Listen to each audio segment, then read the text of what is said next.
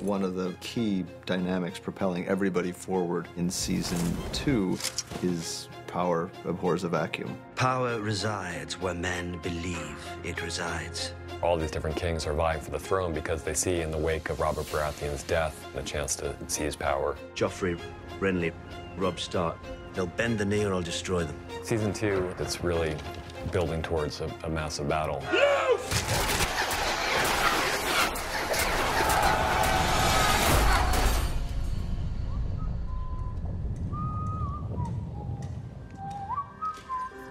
We're in a council meeting, and then out of nowhere comes her favorite brother, Tyrion. I come in with a note from Daddy that I'm being appointed the Hand of the King in his absence. What do you know about warfare? Nothing. But I know that our enemies hate each other almost as much as they hate us. In the throne room scene, Joffrey prods a bit into a certain curiosity that's been born in my mind. I had a disgusting lie about Uncle Jaime. And you? What you just did is punishable by death. She's got not an ounce of control over her son, and that's horrifying to her. King in the North. In episode 1, we have this nice little scene between Robb and Jaime. Stannis Baratheon sent ravens to all the High Lords of Westeros. King Joffrey Baratheon is your bastard son. That's the first time you see Jaime a little worried. At the beginning of season 2, Catelyn is with Robb, and Sansa and Arya, she hopes, are safe in King's Landing. You're here to answer for your brother's latest treasons. This is a poor girl whose father was executed. She's sort of been left alone with this monster. Joffrey does it very publicly. He's not afraid to show how he's treating Sansa, but because he rules by fear, no one's going to speak out about it. What is the meaning of this? She's to be your queen. Have you no regard for her honor? Tyrion is the only one that speaks out against Joffrey because he kind of can. We're looking for a boy named Gendry. We'll be back with more men. I'm with Yoren on our way to the Night's Watch, but hopefully Yoren's going to try and drop me home on the way there. What did the Gold Cloaks want with you? No idea. Thought they were after you. Why? Did you kill someone, or is it just because you're a girl? I'm not a girl. Do you think I'm as stupid as the rest of them? Bran and Rickon are still at Winterfell with Mr. Lewin. Every night it's the same. I'm running through the Godswood, sniffing the dirt, howling. These are dreams, nothing more. My dreams are different. Mine are true. Dany was in a much more somber place than where we left in the end of season 1. Does it ever end? Everything ends, even the Red Waste. So I took it upon myself to send my Dothraki off to try and find a place that we could try and survive. The one Dothraki that did come back came back with tales of a paradise in the middle of the desert that was intrigued by the idea of dragons. I will vouch for her, her people, and her dragons. Welcome to Karth, my lady. Season 2 begins with Jon travelling north of the wall, and he's travelling north with the other members of the Night's Watch, the Lord Commander and his friends Sam and Gren. The Night's Watch stop at a rather horrible man's house called Craster. He's a quite despicable character. He marries his daughters, and they give him more daughters. Sam does the one thing he shouldn't do, which is to fall in love with one of Craster's wives, Gilly. I wanted to give you something. Belonged to my mother. Keep it safe for me until I come back. One thing we definitely need if we're going to take King's Landing is ships. Robb thinks the best move would be to send Theon back to his father. Catelyn's always had an issue with the Greyjoys. You don't want Balon Greyjoy for an ally. I need his ships. They say he has 200. Theon goes off with these good intentions, but when he gets back home, he gets turned against me. My fears have come true. The Starks have made you theirs. Robb sent Catelyn to Renly's camp to persuade Renly to join Robb. Renly and Stannis are both fighting to be king. The Iron Throne is mine. No one wants you for their king. Stannis is obviously next in line, but Stannis is not going to join the side. Melisandre is a character who arrives in season 2. She believes in other gods. You must give yourself to the Lord of Light. I've said the words. Events take a sudden turn when Catelyn is in the tent trying to talk to Renly. He is stabbed by some form of evil spirit which has been conjured up by Melisandre. Afraid that she is actually going to get accused of this murder, Catelyn flees with Brienne. In the name of King Joffrey, drop your weapons. I don't think I will. When Yoren goes down, that's when everything starts to get a bit scary. Sweet boy! Help us! She already knows there's something a bit strange about Jaqen, and she sees the axe, and she gives them the axe, just leave them to get out. Round up any survivors. We'll take them back to Harrenhal. They are just focusing on staying alive, and that's probably the worst place to be if you want to stay alive. Unknowingly, Tywin Lannister sort of saves Arya. Get these prisoners to work. Bring the girl. I need a new cupbearer. Look. The Fist of the First Men is where they were going to meet Corran Halfhand, who wants to go on a ranging mission to find out what the wildlings are doing. I need to move fast and silent. There's wildlings up on the pass. Corran wants to go and find out what Mansroyd is planning to do. He's left to kill one of the wildlings, Ygritte, who he doesn't kill. When Sam and Gren are digging through the snow at the Fist of the First Men, they find dragonglass, and we're not quite sure what the significance of dragonglass is, but it's a curious thing to find buried underneath the Fist of the First Men. The wolf pup has gone south. The north is ripe for the taking. Theon completely betrays me, and not only me, but my whole family. As any child, any boy would want, he wants his father's approval. They attack Winterfell and they decimate it. I've yielded Winterfell to Prince Theon. Betray me, and you will wish you hadn't.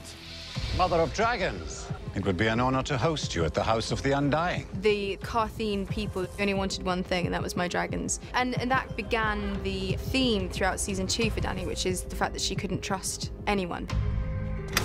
It's a pretty horrific, bloody scene that I return to, and the dragons are gone. Where are my dragons? The plan all along was Pietri and Zarazar and Doxos would steal my dragons and rule. You have my dragons. I will take you to the House of the Undying, where I have put them. You let a half-wit escape with a cripple, and Rickon too, the little one. Theon basically turns his back completely on our family. I told you what would happen if you served me loyally, and what would happen if you did not. He's really stabbed me in the back completely. Got as far as the farm, and then doubled back. Must have been the farmers' boys. Killed them, burned them, and passed them off as little lords. Fate has given us this chance to... You lost your mind. Get out! The Lannisters are desperate to get Jaime back, so Littlefinger deceives Catelyn. Both girls are healthy and safe for now. He says to her, if you give us Jaime, the Lannisters will return your 2 girls to you. He's been a captive for a long time. He killed Lord Karstark's son when he escaped. Kingslayer won't last a night. Come. When he meets Brienne the first time, he's never seen anyone like that. Is that a woman? It's kind of the beginning of a remarkable relationship. Catelyn frees him and instructs Brienne to get him to King's Landing. Now he can't carry out his duties as a king because he'd have to kill his own mother, and he's not going to do that, so it makes him look weak. You saved me and the 2 I was with. Speak 3 names. I can name anyone, and you'll kill him. She's a little bit skeptical about it. When the tickler turns out to be dead, that's when she's like, this guy is a good sort of contact to have. Stannis, 2 days from the capital, and the wolf at my doorstep. We'll ride at nightfall. She asks Jaqen to kill Tywin. I need him dead right now. This a man cannot do. Give a name, any name. She decides to turn it around a little bit. Jaqen Hagar. Hagar gives a man his own name. I'll unname you, if you help me and my friends escape. If he's not going to kill Tywin, then she's going to make him kill more than one person to help him escape. I don't want to marry the Frey girl. This woman has the potential to break the vow that Catelyn made to Walder Frey. I don't want you to marry her. Walder Frey is a man you do not mess with. I am hers, and she is mine.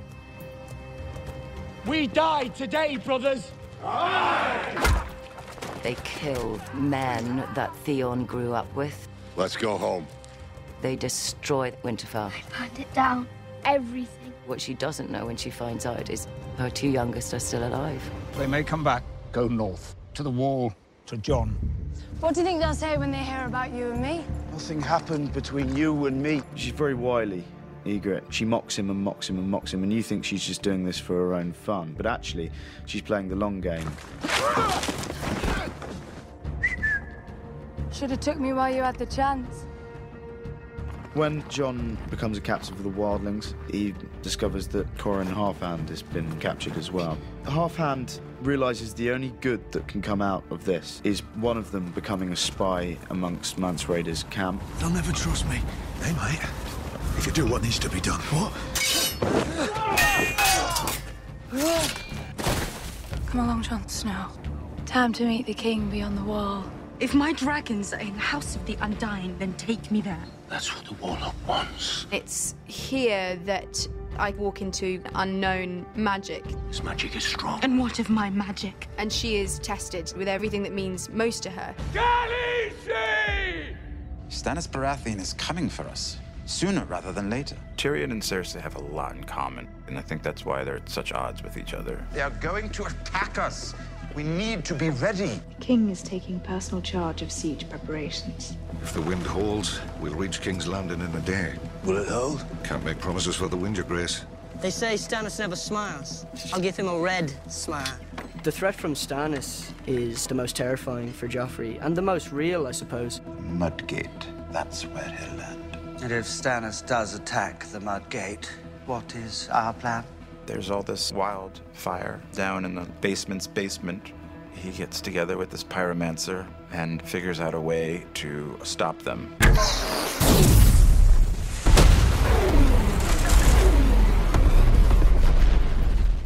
When Joffrey realizes that the whole fleet hasn't been destroyed, you see that he is most certainly a coward. They're coming ashore. There are too many. The Hound goes out there and he realizes that we're outnumbered. Half the men that arrive on the shore are burning. That's the one fear of the Hound. He doesn't do fire.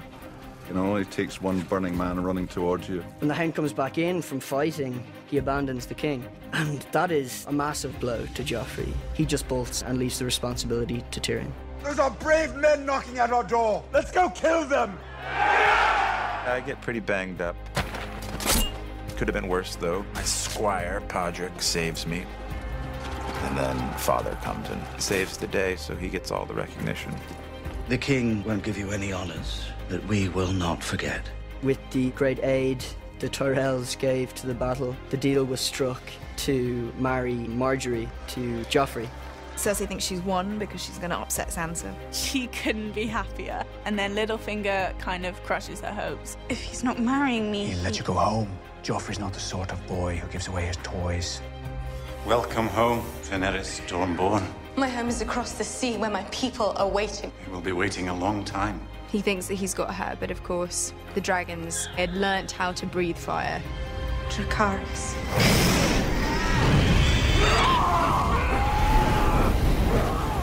Jon hasn't returned when he should, too. The Fist of the First Men, and Sam's getting nervous. It's Jon and the Halfhand. They're back. At the end of season 2, we leave Sam in rather a perilous situation. So we'll blast these wildlings. And Three Horns is White Walkers. Run!